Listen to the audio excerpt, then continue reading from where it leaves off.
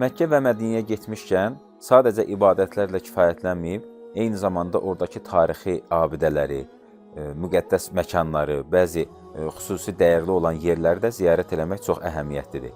Çünki biz o məkanları ziyarət edərkən ağlımıza gətirməliyik ki, vaxtilə burada Peyğəmbərimiz əleyhissalatu vesselam, səhabələr bu torpaqlarda qədəm basıbdılar, bu torpaqlarda İslamı təbliğ eləyibdilər. Və biz bunları vaxtı ilə tarix kitablarında oxumuşuq, Siyer-i Nəbidə oxumuşuq.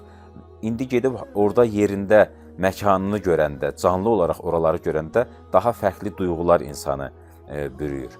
Məsəl üçün, Məkkədə Hira mağarasını, Sevr mağarasını, Arafatı, Minanı, Müzdəlifəni görəndə bu duyğular daha da özünü qabarıq bir şəkildə göstərmiş olur. Mədinədə isə Uhud dağını, Quba məscidini və yaxud da Qibləteyn məscidini, Xəndək məscidini gedib ziyarət eləyəndə, orada bir 2 rükət namaz qılanda bu ziyarətlərimiz daha da əhəmiyyətli olur və yaddaşlarımızda daha gözəl bir formada qalmış olur. Çünki Peyğəmbərimiz əleyhissalatu vesselam bu torpaqlarda mübarək ayağını basıb, mübarək nəfəsi bu torpaqlarda olub. Yəni bu dəyərlər bizim üçün çox vacibdir.